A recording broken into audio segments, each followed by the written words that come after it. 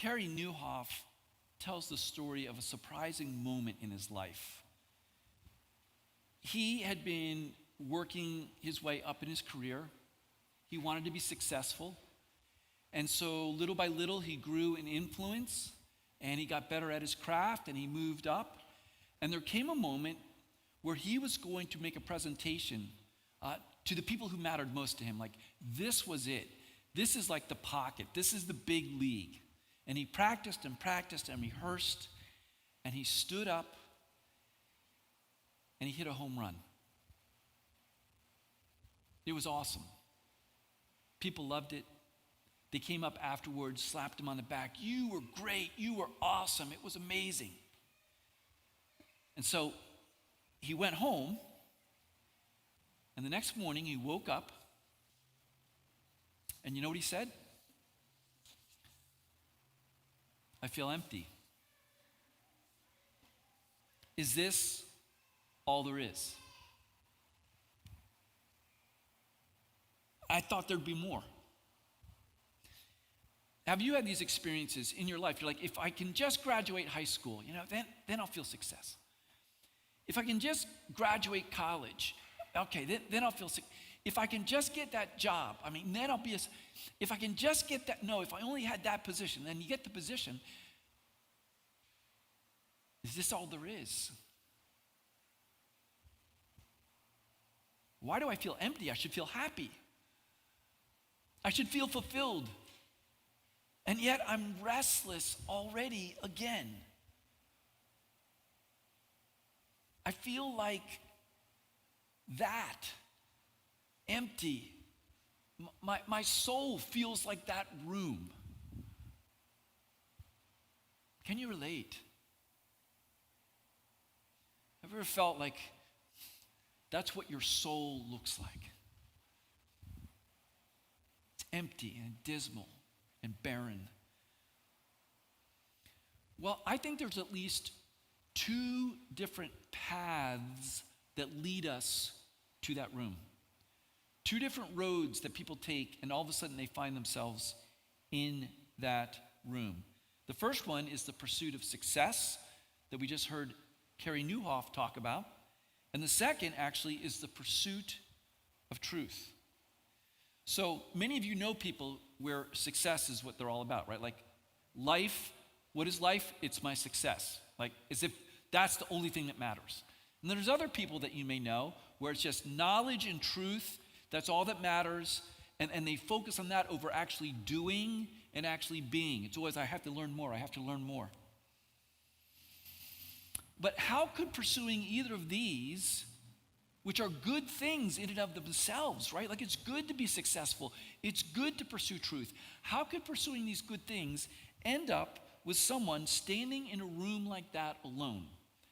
Coming to the point where that's what the life of your existence looks like. That's what your soul feels like. Well, let's start with that first way to get there, this path of success. Listen again to the experience of the author of the book of Ecclesiastes that we looked at last week. He says this in chapter 1, verse 4, I undertook great projects. He was successful. If you guys have read, you know he just worked his way up. He was incredibly successful. Yet, when he got there, when I surveyed all that my hands had done and what I had toiled to achieve, everything was meaningless. All of it was chasing after the wind. What does chasing after the wind mean? Imagine trying to catch the wind. It's utterly futile. It's an utterly futile exercise. He's come to the point that all of life feels like an utterly futile, meaningless exercise. And then he goes on, and so my heart began to despair over all my toilsome labor under the sun. What does a man get for all the toil and anxious striving with which he labors under the sun? So just like Carey Nieuwhof, he had achieved success, and then he found himself standing there thinking, is this it?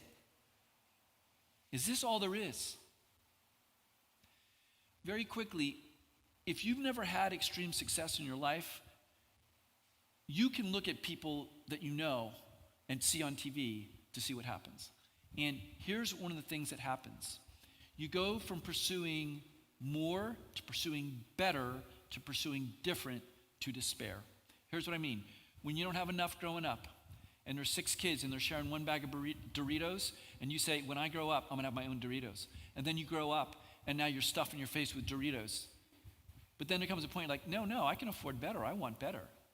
So you start getting your hand-pressed sun oil Doritos. They're Doritos, but you just don't call them that, all right? You call them all organic, kale, whatever, blah, blah, blah. But it's the same darn stuff, right? Then after a while, that's not enough because other people eat that too. So what you want is different. You want different. So, for example, you want the collector item. There's only 3 of these in the world. Or you want to be part of the golf club where you have to be invited. See, you're trying to get, then I'm going to be somebody. And then what happens at the end? Well, by the time you get to the end of that, then you hit despair. Ask Howard Hughes. How many people have we seen make a shipwreck of their lives? They first thought, if I only had more, then I'll be happy. Then it's only if I had better, I'll be happy. And then it's only if I have different, I'll be happy. Still not happy. Is this all there is? Why don't I feel better after working so hard and gaining so much?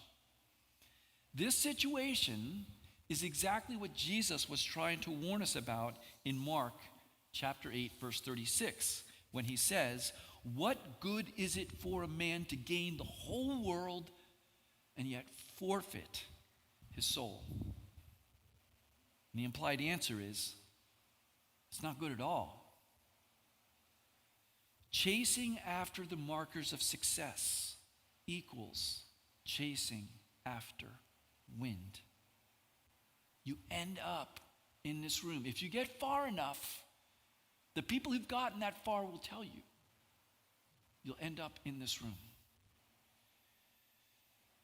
The path of emptiness here began with the pursuit of success.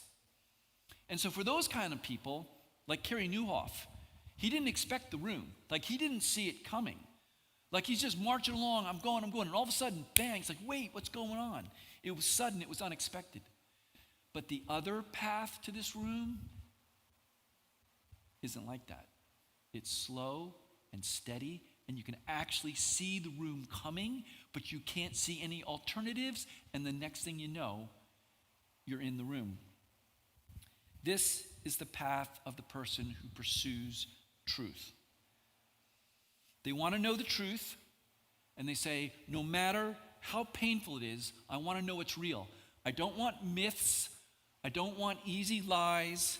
I want to see the world as it actually is. So they try to look at the world with their eyes wide open, and what do they see? Absurdity, unfairness, suffering, claims that cannot be proven. And what do they conclude? Life is meaningless, and then you die. Aren't you glad you came to church? Life is meaningless, and then you die. There is no meaning, no purpose, no grand story. You don't matter. Nothing matters. The fancy word for this worldview is nihilism. But you can get a good sense of this ever-growingly popular philosophy from 30 seconds. You know I support you, whatever you want to do, but you're not going to find what you're looking for in these awful, made-up places. The universe is a cruel, uncaring void. The key to being happy isn't to search for meaning. It's to just keep yourself busy with unimportant nonsense, and eventually you'll be dead. Well, I guess I can keep my options open. Great! There you go. That's it. So a person who embraces nihilism is called a nihilist, and that's from that word nil, nothing. A nihilist believes in nothing. There's no meaning. There's no purpose. Now here's the thing, though. I have a deep, deep respect for a lot of nihilists because they're willing to try to be honest, and they're willing to try to be brave, And what do they see when they do that? Using nothing but their reason. They see absurdity and unfairness and suffering and questions. They see the brevity of life. They see there's so much in your life that you're out of control of.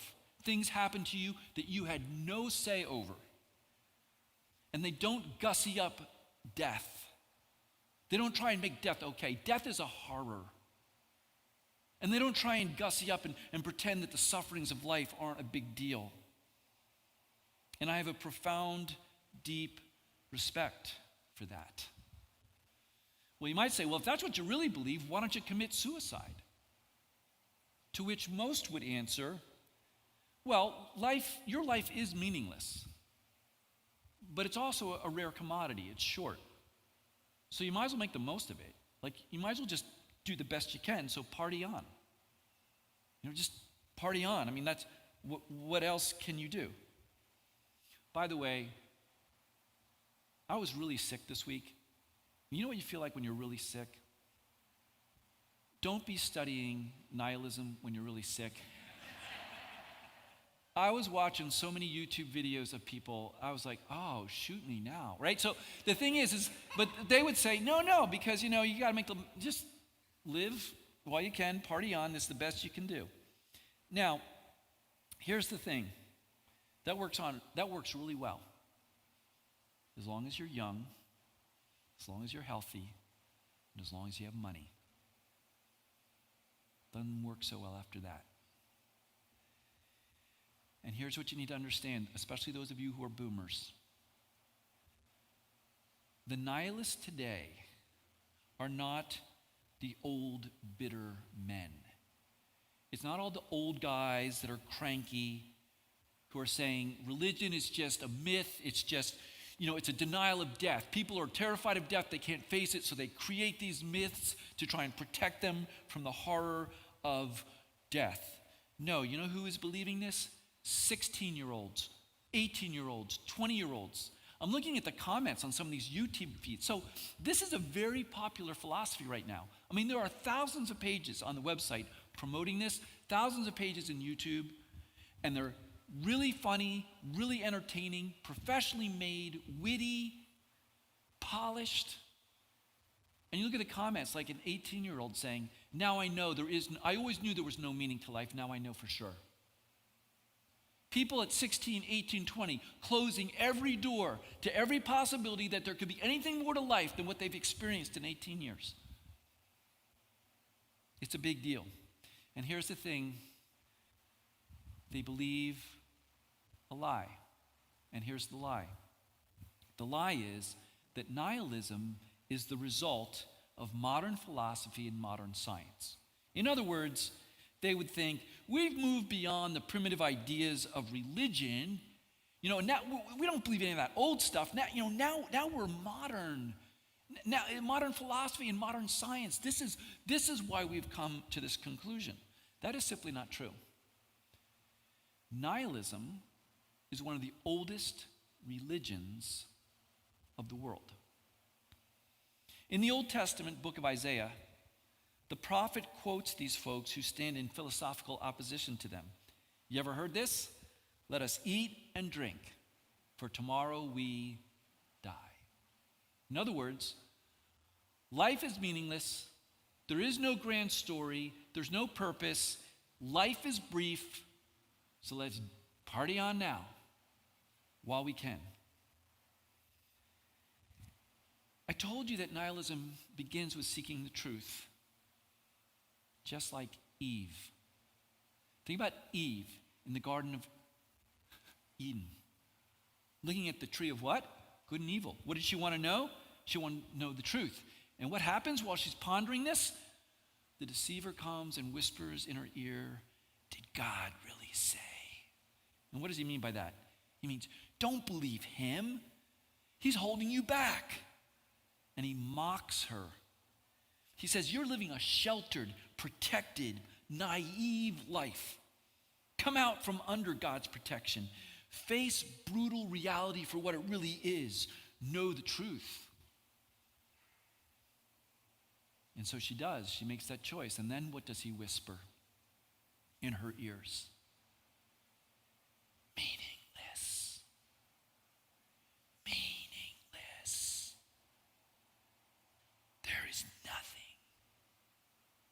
nothing but emptiness and thorns and thistle and misery. Embrace your fate. And so he whispers to all her children in every generation.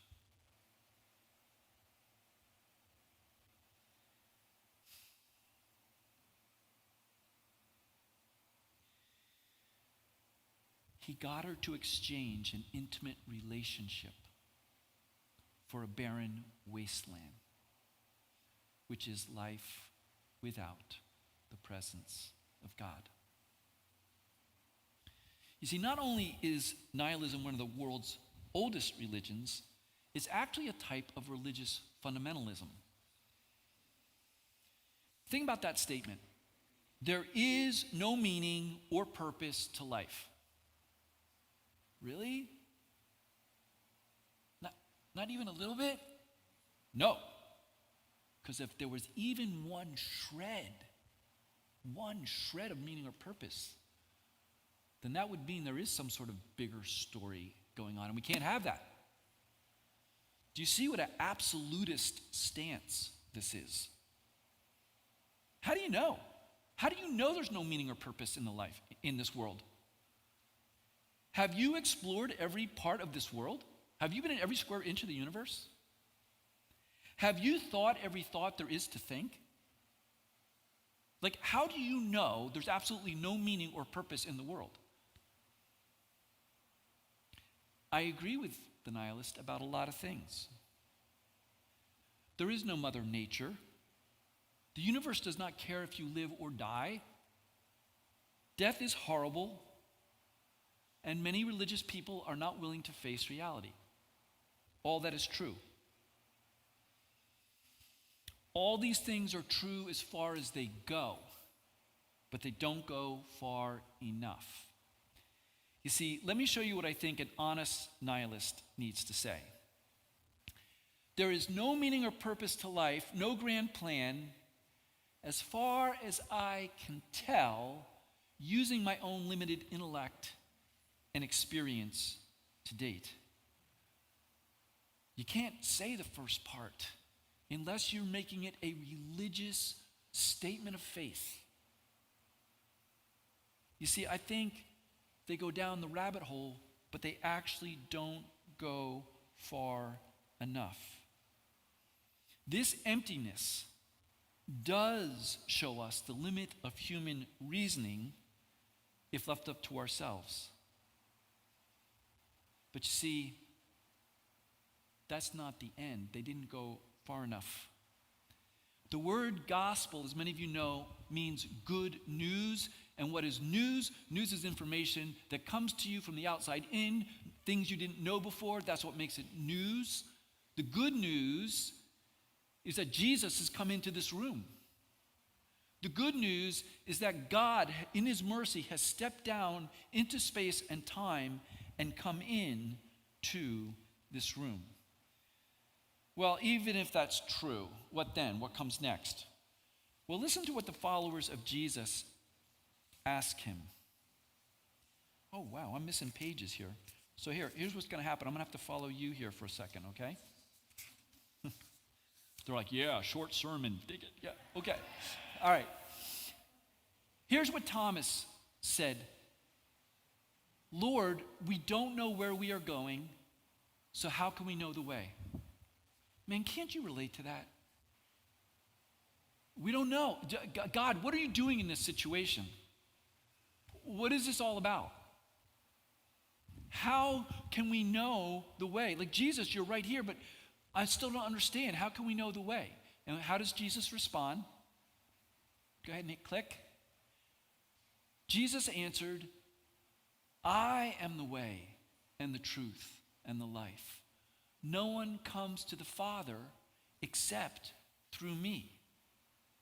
In other words, you're thinking that the way is to get to a place. I'm telling you, I am actually the way. Listen to what he says in John chapter 10, verse 9. Let's go to our next slide. I'm sorry. Thomas says that, then Philip comes along and says, Lord, show us the Father, and that will be enough for us. Again, isn't this like a beautiful statement? Don't you feel the same way? Like, God, just give me a sign that it's all real. Just give me something that shows me this is all real. These are ordinary, average people. They're trying to figure it out. How does Jesus respond? Jesus answered, don't you know me, Philip? Even after I've been among you such a long time, anyone who has seen me has seen the Father. If you look at me, Jesus says, you're seeing God. Notice he says, you've been with me such a long time. Maybe you've been a Christian a long time. Maybe you've been a Christian a long time, but this has all been kind of theoretical. See, Jesus isn't talking about the theoretical out there. He's saying, I'm actually the way. Like, you have to be in me. I am the way in which you travel. You need to be in me here and now. He gives another metaphor in John chapter 10. Let's go to the next slide, where he says, I am the gate. So look at that. I am the way. I am the gate. Whoever enters through me will be saved. I have come that they might have life and have it to the what? The full. Here we are feeling empty. Here we are with empty souls. And Jesus is saying, I've come that you might have life and have it to the full. That you might be full. To people who feel empty, he says, I have come that you might be full. To people who feel trapped in the dead end of nihilism, he says, I am the gate. In other words, I am the way out. Think about an escape room, okay? And what's happened with the nihilist is they get into this room and they've tried 100 different ways to get out, and so they conclude there's no way out. Well, that's a very reasonable conclusion. But Jesus says there's actually a 101st way, and it's me. Because I've actually come into the room. Jesus is telling us that the goal of life is not getting into a particular place. Show us the way.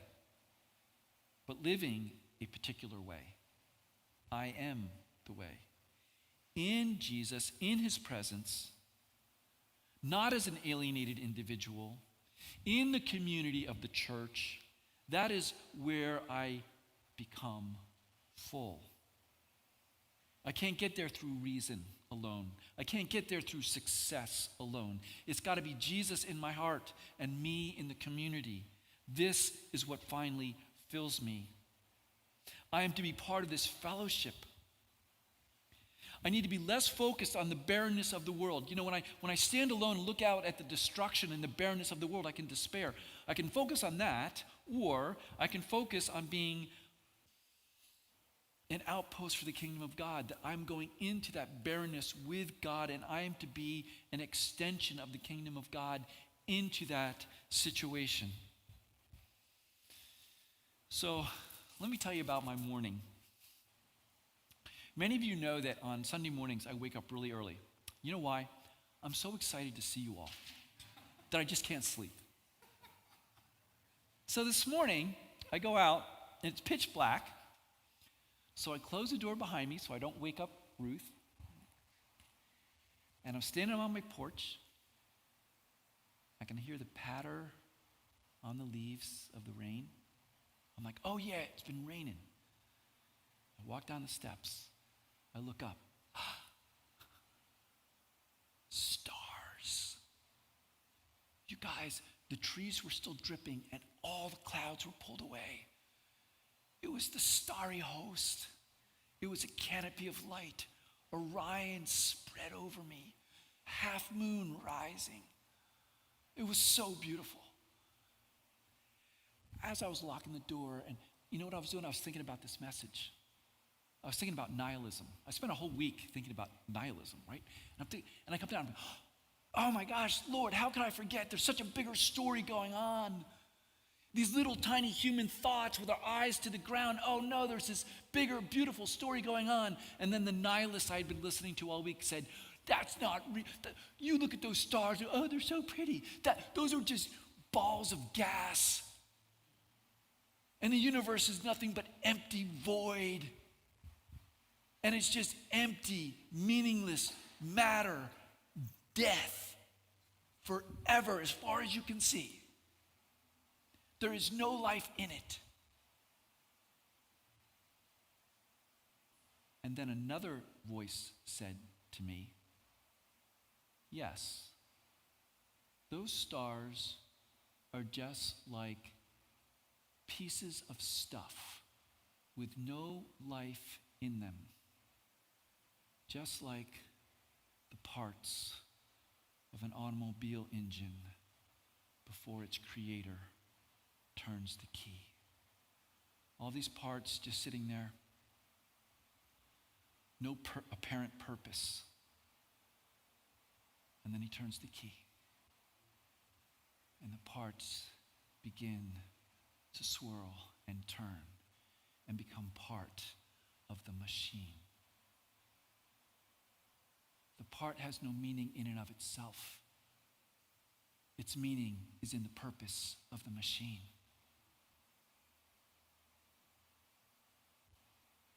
Your life has no meaning in itself. Your life has meaning in the context of the creation of the maker of heaven and earth, who knows you by name and gives your life purpose. He is here. It is real. Untethered, life has no meaning. Untethered, my life has no meaning. Its meaning comes from beyond itself. It's not based on what I'm feeling at this moment, but on what God has done, what God is doing, what God will do. My life is part of the story that He is weaving. Well, if that's true, and if we really can live that way, if there really is a way to live life full, how do I get there? Well, we saw that gateway last week. I am to live as if Jesus is Lord of my life. But when I say that, you guys, I don't mean like some technical thing, like this on a piece of paper. He's technical. No, I mean He needs to be the Lord of my life, the Lord of my week, the Lord of my day, the Lord of my hour, the moment of now, and now, and now. Constantly turning to the King who walks through my days with me. You see, here's the truth. If you pursue success over knowing God, you will end up in unsuccess. If you pursue truth on your own over knowing God, you will come to the conclusion there is no truth. Have you guys seen these videos of sharks where they'll take a shark? It's really gross, but they'll take a shark and they'll rip them open and throw them back in the ocean. What does the shark do? It eats its own organs. That's what success does when left to itself. Success eats itself. That's what truth does. The pursuit of truth, apart from God, does. It eats itself and comes to the conclusion there is no truth.